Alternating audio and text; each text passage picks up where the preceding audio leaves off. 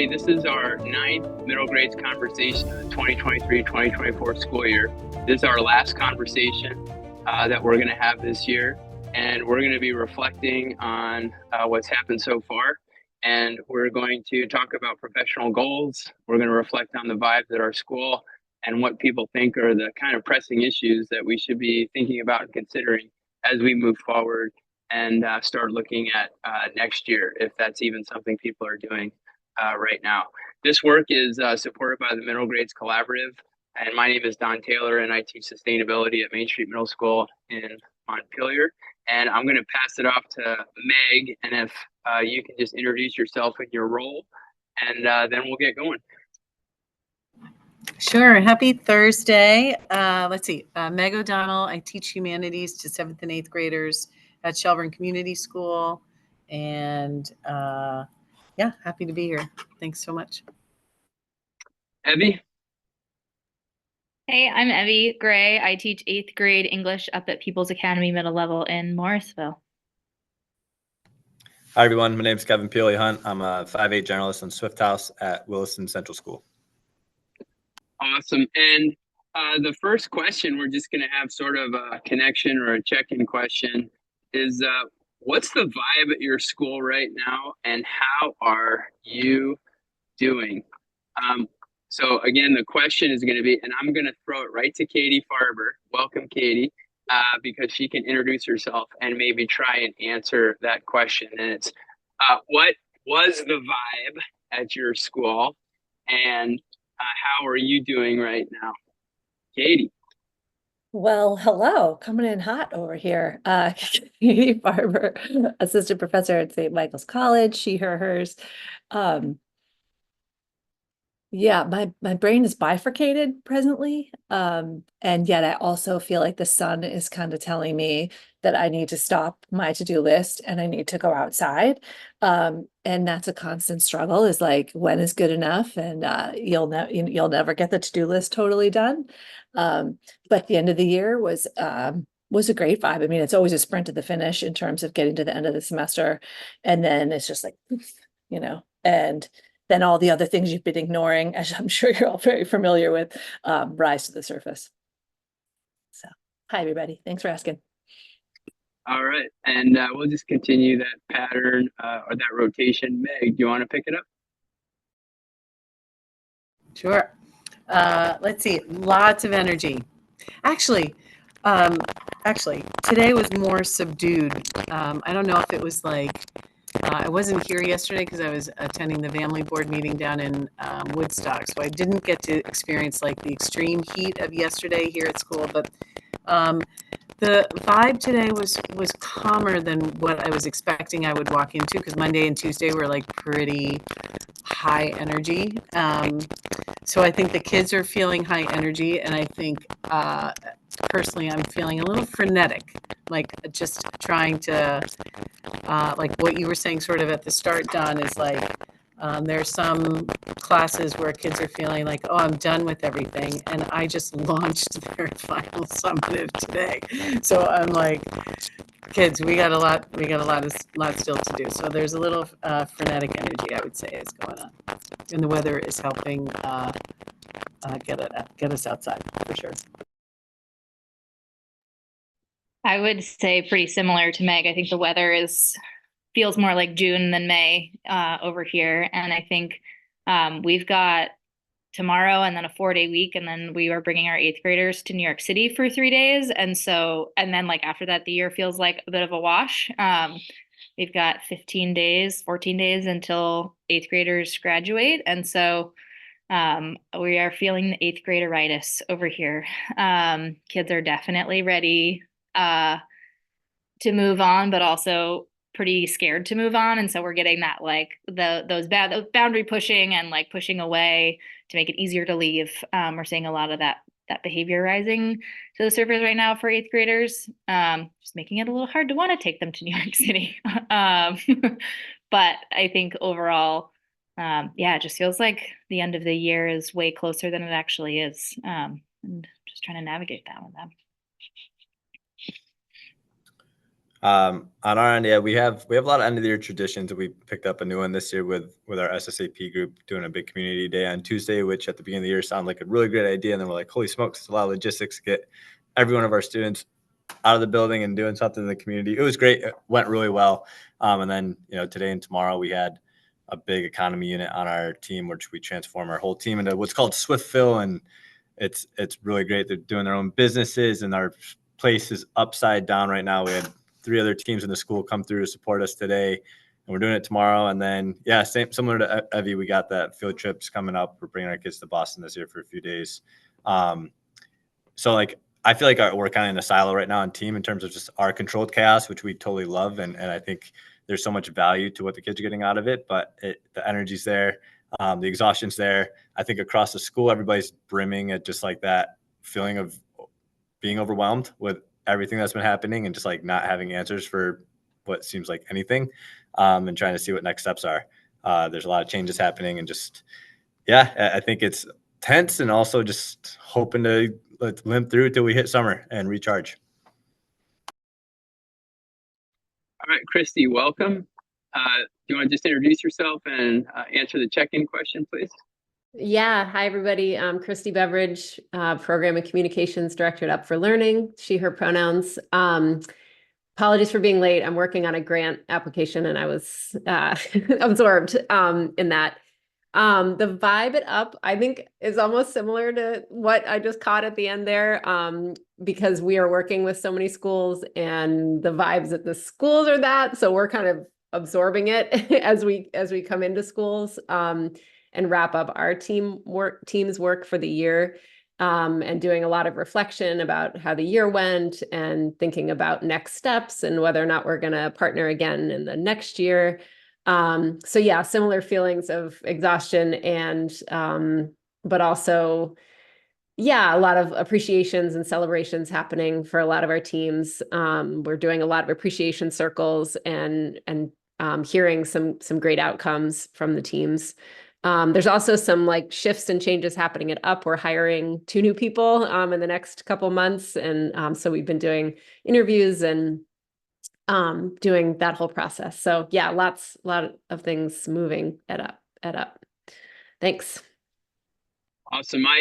Always this time of year is tough. I was just telling at the beginning there that we've got, I think, 19 student days left, which is a lot. It's actually like 10% of the school year.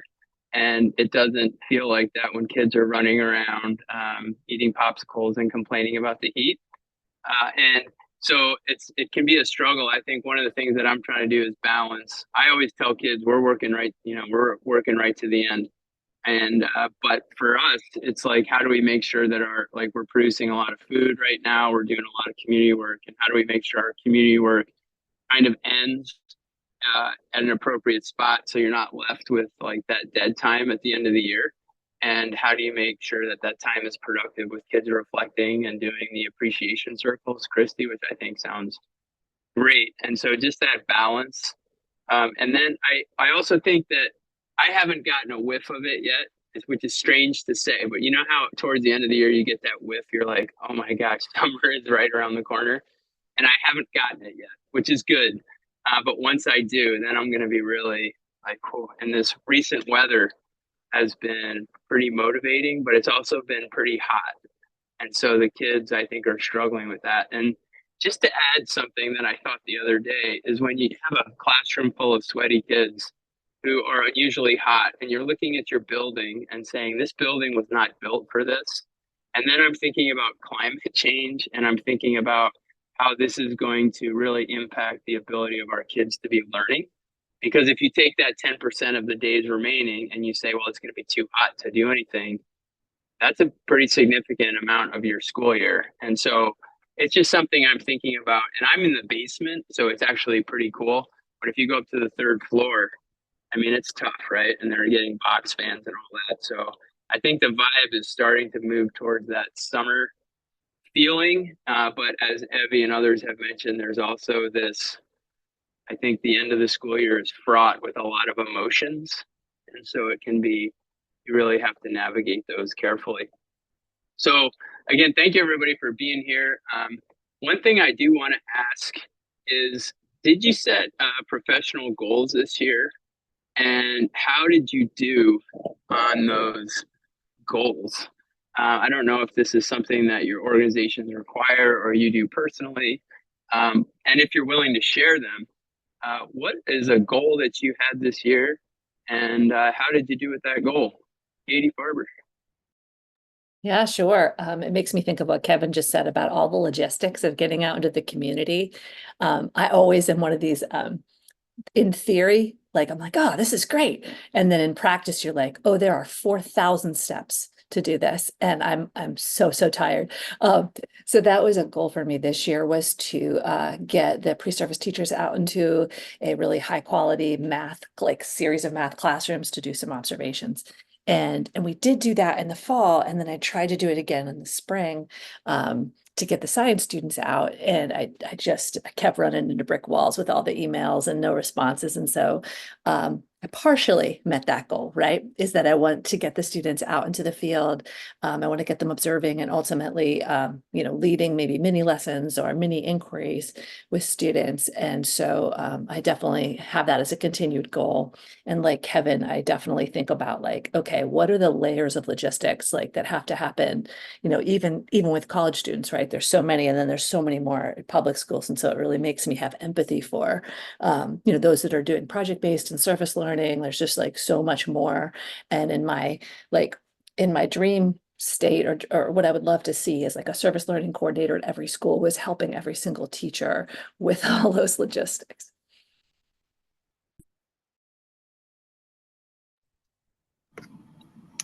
How's the sound?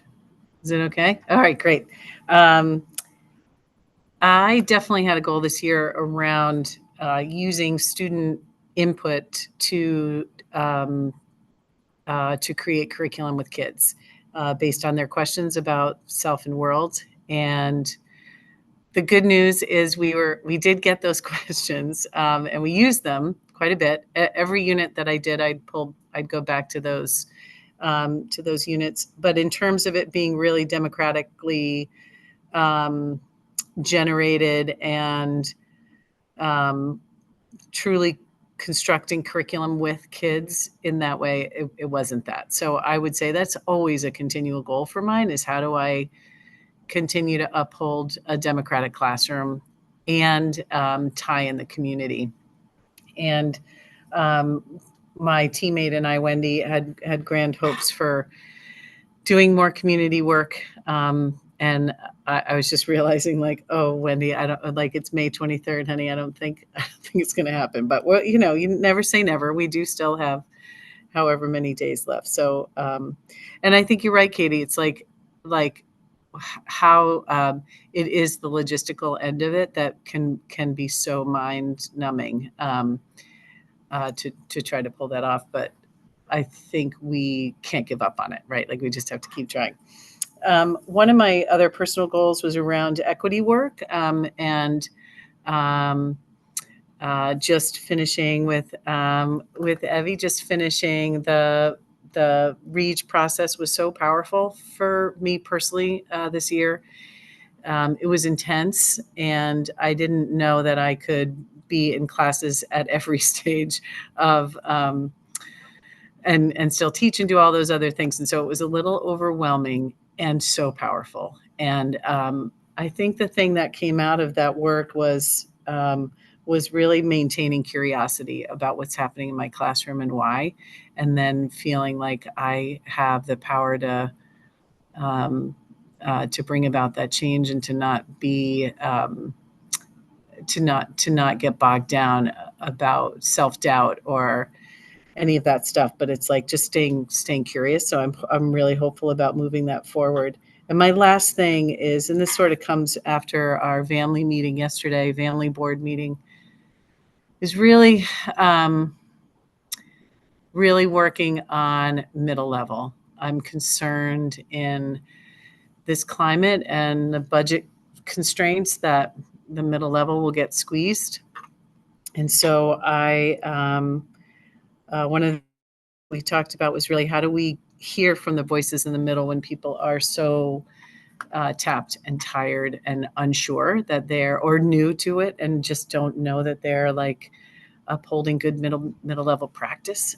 So we were talking about how do we get to hear from more practitioners in the field and amplify that so that others know this is what's happening in Vermont. This is how it looks, and this is what people are doing that reflect our goals. Our 10 middle school is not a building goal. So some work there to do. My goal this year was to care less about what my colleagues thought. Because I think, like, coming from a place like at PA middle level, there's there's such deep collegial relationships among staff, and people are like our friends, genuinely love the people that they work with. But I have found that oftentimes that is a barrier to doing the hard work, because you don't want to hurt your friends' feelings, or you don't want to like jeopardize a friendship or a relationship. And so I just decided at the beginning of this year that my goal was to like obviously to continue to maintain like strong relationships with my colleagues, but to also not let that relationship get in the way of advocacy work and equity work. And like Meg was saying, we just finished up our racial equity and educational justice program at St. Mike's with our cycle of inquiry project, and mine was all around special education and the systems that we use. And so trying really hard to maintain professional relationships, but also push back on inequitable systems that are occurring with it, and taking the hard feedback that I got in trying to do that work. So I feel like I was pretty successful in that, and that's something I'm excited to continue to work on, because I think while I love the people I work with, and I want to have friends in the building, I also want to do what's right by kids first. And so I think that was a pretty successful goal for me this year. That's awesome. For me, personally, I had a professional goal that's around engagement and access points in different lessons. And, something I just want to continually work on is making sure within anything I'm doing in the classroom that there's an access point for everybody that's there and present and listening and trying their best. So it's something I try to be mindful of and stay on top of. And there definitely had, successes and challenges in that throughout the year, which I was able to reflect on and figure out, where I can continue to make growth. And, I was just talking with my colleagues after our service day on Tuesday, and just like, I don't know, it just feels like we've been on the same team now for like 12 years. And I feel like we're pretty progressive in a lot of ways in terms of what we push.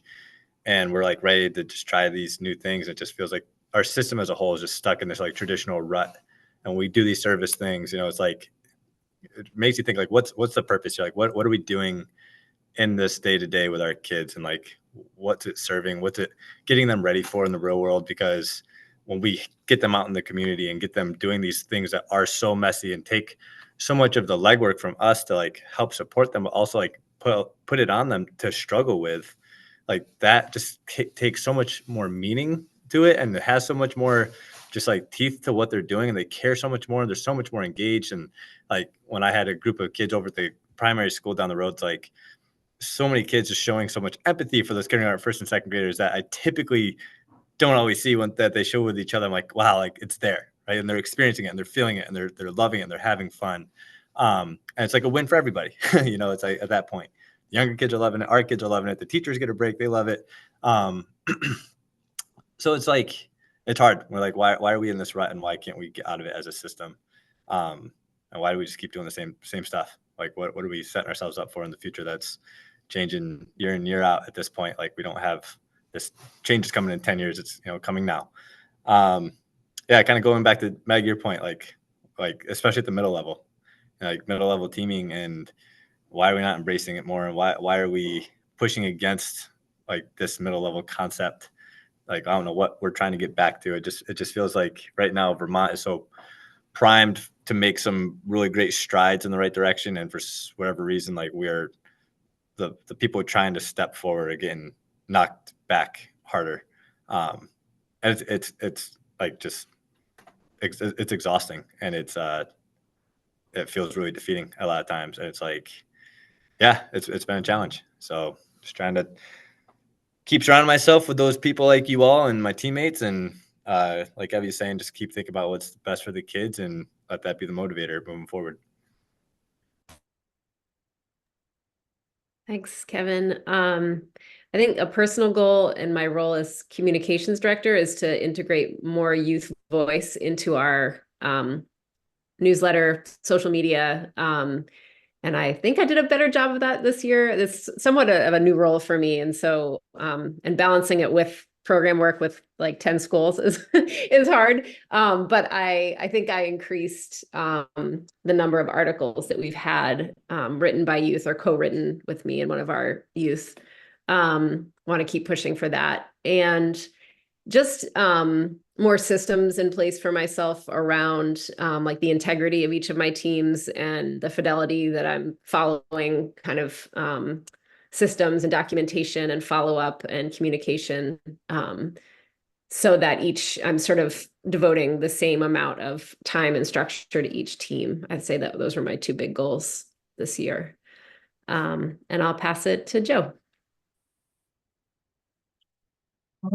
I guess I'm already on. I'd never unmuted. Sorry. Hopefully you didn't hear the fan all this time. Hi, I'm from Brattleboro Area Middle School, Joe Rivers, and my goal was to work hard at establishing relationships with young people I work with and try to connect as much as possible so that we could have productive time together. I think, all of us are trying to better ourselves and better our situations. And one way to do that is to feel like you can trust the people that you're spending time with. And that's all about relationships. So that's my big goal. All right, thank you. I just want to give a shout out to Up for Learning, Christy's organization, because I've been working with them now, I think maybe even more than 3 years. We started out in the Cultivating Pathways to Sustainability, and that has led, my goal this year was to develop a leadership curriculum for our sustainability program. And we've had a leadership group. This is our second year. And we had a series of retreats. And as Christy also mentioned, developing systems, I think requires sort of, for me at least, it requires a similar schedule each year and sort of building on what you've done. Because if you just do something once, it's hard to make it as good as it could be. And when you start repeating things, they can get much better. So we actually, and I have a really, I mean, all kids are great. I have a group of 7th graders right now who are kind of, they're into it and they're powerhouses and they're kind of picking up where I need them to pick up. And so we actually have a leadership curriculum. We're going to have 5 retreats next year, and our retreats are from like 11:30 to the end of the school day. And our first one they developed is going to be Who Am I as a Leader? That's going to be the first theme. The second one is Working with Others to Make Change. That'll happen in December. February, we're going to do Social Justice and Advocacy, and hopefully pair that with some Black History Month and Black Lives Matter anti-racism work. And then April is going to be Facilitation and Communication, and May is Reflection and Planning for the following year. So we have the outline, we have some of the structures that are required, and now I need to work a little bit harder on developing some of the day-to-day, week-to-week activities with those leadership groups so that they can actually facilitate those retreats, with support from Up for Learning. But eventually I'd like the kids to be able to demonstrate how to facilitate those retreats. And then maybe 8th graders do that to the 7th graders, so you create that cycle. So that actually went pretty well. I think we talk about sustainability a lot. And I think what we really need to be talking about is equity and inclusion and what really makes a sustainable community.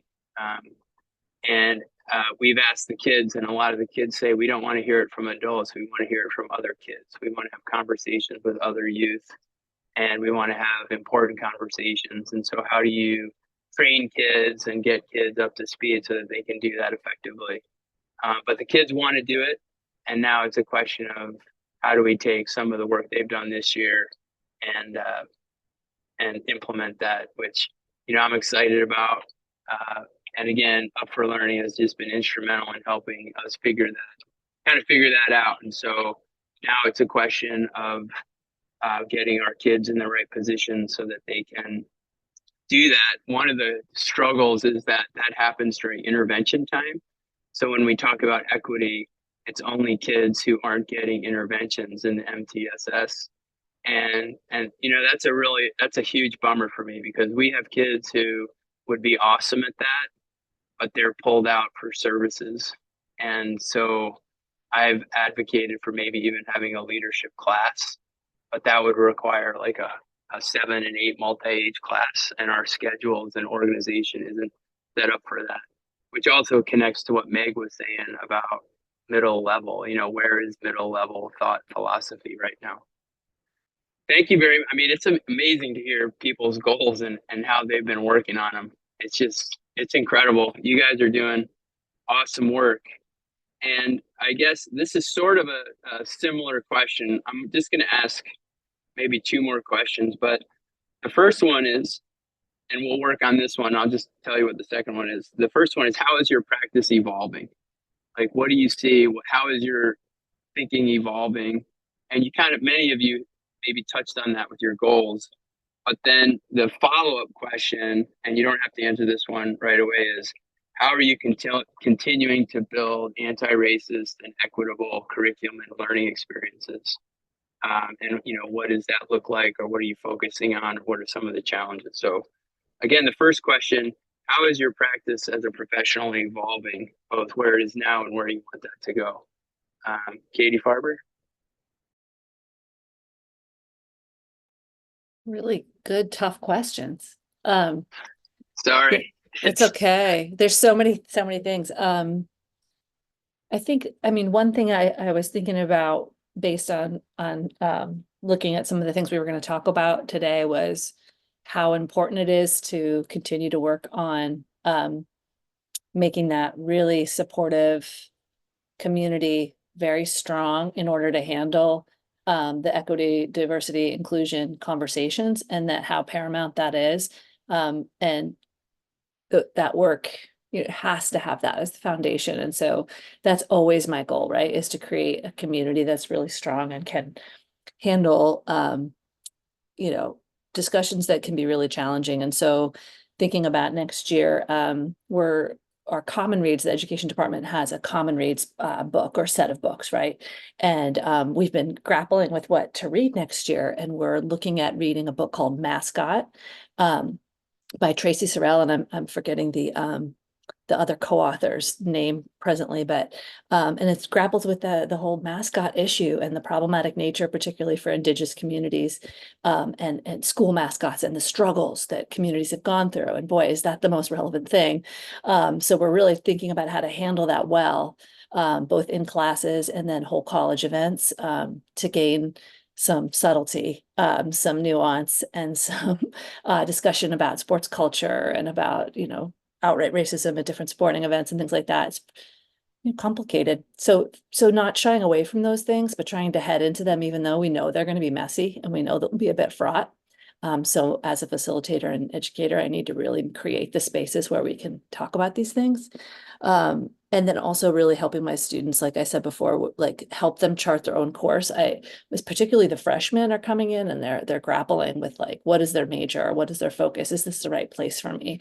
Like, who am I? And those kind of conversations often are mirrored or come up through deep exploration of text or conversation. And so leaving room and space for that instead of just like rushing, which is something I've always had to work on as a teacher.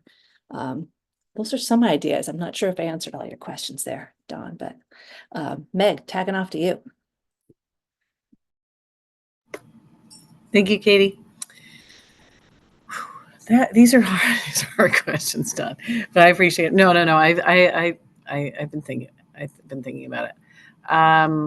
Boy, I think the practice that really moved me the most this year was coming out of the Racial Equity and Educational Justice program around looking at my classroom as a way, I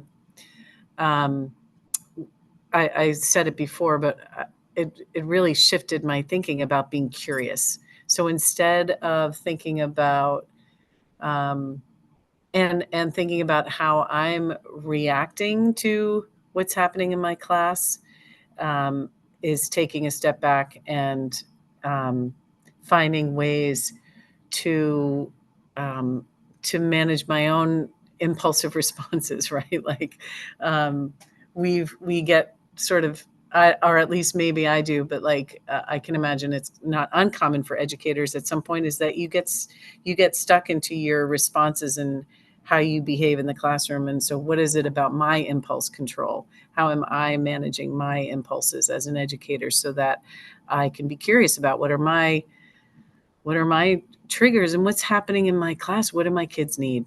And more and more just trying to be curious about that, through the lens of equity, where whose needs are being met, who am I responding to, who's not demanding my attention and why, and how can I elevate their involvement and engagement in the work that we're doing. So I think about just the day-to-day part of my practice, and I'm missing right now. I'm really missing our community components that we used to have years ago on Alpha. So we're trying to bring some of those things back to our red team, of like celebrating the 8th graders and having these 7th graders sort of step up in these roles. But there's so much more room for that to grow. And so I'm really, really wanting to find ways to make that happen. I don't know that we're going to be able to like pull off going to New York City. I don't know that we need to, but it's like, but we could go out in our community and be change agents right here. And that's like where I want to see what can we do in Vermont to help to to implement awareness and equity right here in our communities. So those are some things that I'm thinking about and what that looks like curriculum wise. This year I am in another new role. I've never been just strictly an English teacher before. I've either been solely social studies or a combined humanities model. And so this year I've been working really hard to really try to expand what literacy looks like for kids. My reflection upon my own middle level English class experience was like, oh, I loved it, but it was because it was designed for me. It was designed for, young white girls who love to read and write, and that was me. And so thinking about so many of my students they would not describe themselves as readers or would not describe themselves as writers. Like, what does literacy look like for them? And how can we all be literate humans without necessarily loving to, spend our free time reading? And so really trying to focus in on emphasizing the critical thinking skills, the analysis skills, using films, using, comics, just like a variety of different texts to expand what students consider to be literacy. And then also expanding on, the modalities. So instead of writing informational essays, where they're creating podcasts right now about research they've done on the different forms of migration. And they're just like, oh, I actually get why I can make these connections and I don't have to write it all out. I can just have a conversation with my peers. And it's been really wonderful to see that, and see some of my students who would typically not have been successful on, an essay or writing standard do really well with that kind of assignment. And I think in terms of equity work, this year, I feel like I've got what happens in my classroom, like pretty solidly down. My systems and structures and curriculum development, I think, are all things I'm really good at. And my frustrations have mostly been in systems and structures. And so really challenging and questioning the way that we do things as a school and pushing back on those systems that are putting certain students at a disadvantage, marginalizing student groups, and really being like, why do we do it this way? what would happen if we didn't do it this way, and like really trying to push back on the bigger system, because I think it can be really easy to just close our classroom doors and be like, I've got blinders on, I'm just gonna, focus on what I'm doing in here, but it doesn't fix a lot of the issues that our students are facing. And so trying to be more of an advocate for that, which has not been a super popular opinion within my building, but I think that's been part of my goal of like not caring so much about what my colleagues think. It's been sort of directly tied to that. I think for that first question, how my practice is evolving, it's interesting to reflect on that while I was listening to everybody. I think one thing I'm noticing that I'm doing more is putting like more emphasis on like just like explicitly talking about empathy, and just all around, especially around social media and digital literacy, just like safety.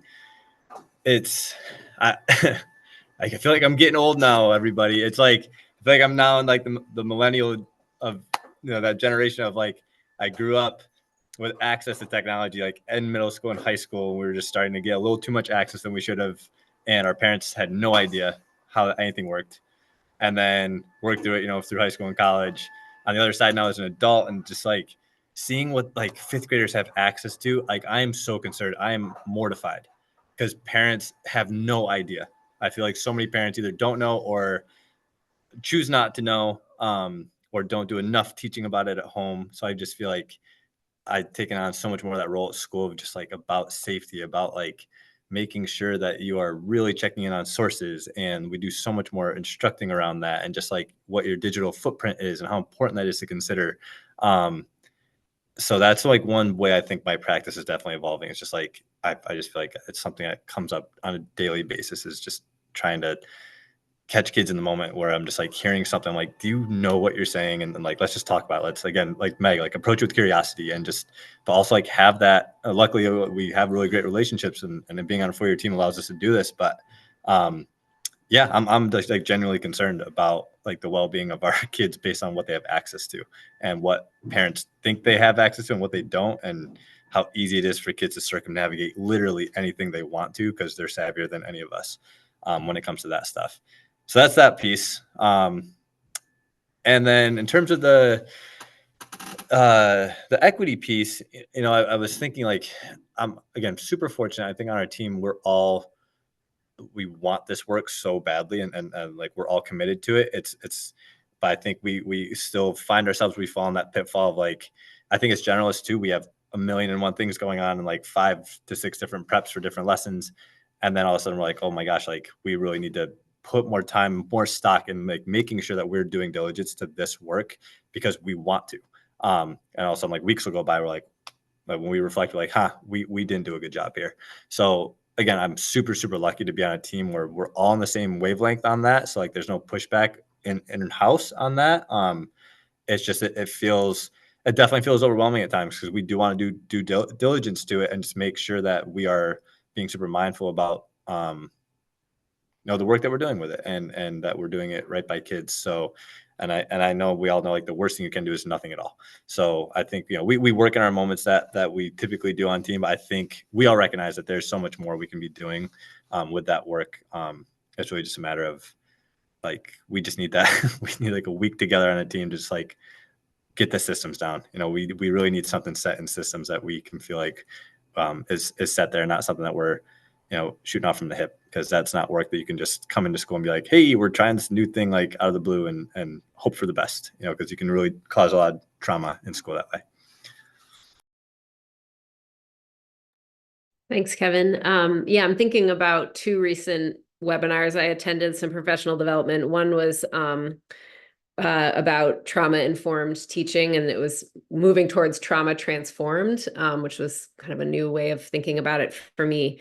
And then another one on navigating difficult conversations and navigating conflict, and just thinking about this particular period we are in and the upcoming election, and like how much we all need strength in that right now, navigating challenging conversations and conflict.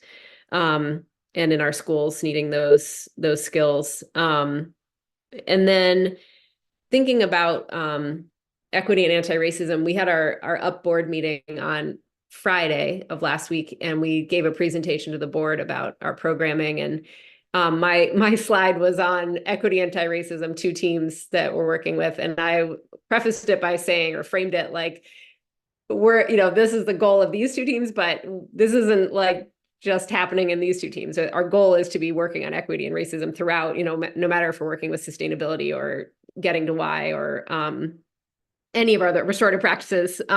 So it's a thread we're trying to weave through. And recently I had an experience working on a getting to why team. I was supporting my colleague, and afterwards, the adult partner came up to me and said, we had just had this racist incident in our 6th grade. Can you talk me through what to do? And I was like, I don't know that that's my place to talk you through what to do on a particular incident. And I said, but, our work is bringing youth and adults together to have conversations and form a plan, for how you have these conversations and address the kind of root causes of such an incident happening. So I had to kind of back up a little bit and say, we don't just come in and do one-off trainings.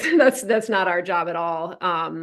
And so, just remembering the lane that we're in as youth adult partnership and not trying to take on solving because we can't, but just really always coming back to that partnership piece and how important it is to get youth at the table to talk about all of these issues. And that was just a really good reminder to me to make sure our mission is at the forefront of everything we're doing. So thanks. In improvisational comedy, there's this concept, this idea of saying yes and then continuing with whatever it is you're working on. And that's how it feels for me in public education right now, where we say equity, yes, and then we say informed practice, and yes, and then we say rigor, yes, and then we say trauma, yes, and so we're grabbing all these things and we're going with them, and we go for periods of time. But sometimes I feel we're those goldfish that are in the bowl, and in that moment we're there, but then the next moment happens right away and we're yes and to something else. So my goal and what I've been trying to do this year is to try to winnow things down so that I'm focused on trying to get the young people to identify the things they want to get better at. And then I want them to self-monitor, and I want to work with them so that they're reflecting on the things they're trying to get better at. And so they actually can see progress while they're at school in things that matter to them. And so we've identified certain skill sets and those sorts of things, and they've grabbed the ones that they want to go with. And we try to do project-based learning so that they can chase the stories they want to chase and have choice. But that's really been prioritizing their direction and having them be part of it has been a focus for me. The cognitive dissonance in our society right now is deafening. What we say as opposed to what we do. The equity piece, I can try to think that I know what's right, but it's really more important for me to hear what the young people are coming to the table with, to the classroom, and then trying to give them opportunity to make it have sense to them by investigating, the things that the skill sets that we engage them with. But so for me, it's letting go. It's prioritizing relationships and letting go of just about everything else. That's this year's goal. Thanks, everybody. I think I'm going to have the opportunity to work with somebody through the Grow VT Ed program, where we have a person who may not, they don't have a license yet, and sort of work with them on that. And I was in a meeting with them, and I heard myself talking, and what I heard myself doing was talking about how it used to be and sort of overwhelming them with like, oh, this is how I used to do it and blah, blah, blah. And I kind of realized that that's just not the way, it can't go that way anymore, right? It needs to be, what do you need now? And how can I help you get there? And like Joe said, that's what I need to be doing with kids. And I just have to realize that I think things have changed. I can't quite put my finger on it. Meg talked about people are tired, tapped out. I think there's a lot of opting out just in general. I think the pandemic and the associated trauma with that has created maybe that cognitive dissonance that we're experiencing. And so how do you get back to, this is here and now, this is the way it is. What am I doing to make my practice better, to support all the people who are coming to the table from all sorts of different places? And so I think that's the biggest thing is, Kevin mentioned feeling like the old teacher, and I am the old teacher. And now I need to make sure that I don't get into that rut of like, this is the way it used to be in the old, that just can't, that doesn't do anything. And so working on that, I think, is something that I need to evolve. And then also somebody mentioned this question of what's our purpose, right? And that needs to be driving sort of what I'm doing on a daily basis. Like, what's our purpose and how are we helping kids? To the kids, is that purpose coming from the kids? And also, what do they need to help to achieve that? And then one of the things that I'm seeing a little bit is, you remember transferable skills? Do you remember when we were all talking about transferable skills and yes, and? Well, those types of things still seem important, like just the organization and the executive functioning and kind of, okay, here's my choice. And I think that kids still need help with that stuff. And so working on integrating those skills, maybe re-emphasizing those, I think is important. And then one of the issues that I really have to work on is technology. And there's this whole big push on AI, and you hear about it all over the place and how important AI is. And I keep asking anybody who's talking to me about AI, I'm like, have you seen a bunch of 8th graders on Chromebooks recently? Because AI is not going to be helpful to that situation. And so, evolving our practice to include those transferable skills, to include our purpose, and then also, like, we're here now, and you can't pine for the old days. You have to figure out what we're going to do, sort of, to improve. And then, our school district had a consultant do an equity report, and it's about 85 pages long, and it goes through, and they interviewed a lot of marginalized folks throughout the district, and it's a really important document. And I want to use that to start building curriculum and experiences for young people, and figuring out how, with this question of what does it mean to be a sustainable community, we can get everybody's perspective, and so that we can include that in the curriculum and our kids' school experience. So I think I'm at the point where I really want to get back to really focusing on the kids' experience in my classroom and making sure that it's meaningful and that everybody has access to those opportunities. And before I ask the last question, which is going to be an easy one, I promise, is I just want to express my appreciation for all of you. And, when I hear about people's goals and their perspectives and what's happening, it just gets me motivated. And I just can't thank each of you enough for the time you spent working with kids and also taking the time to join these conversations, because they're so thoughtful and so important. And they just kind of keep me, I don't know, they're just great. And so thank you very much for that.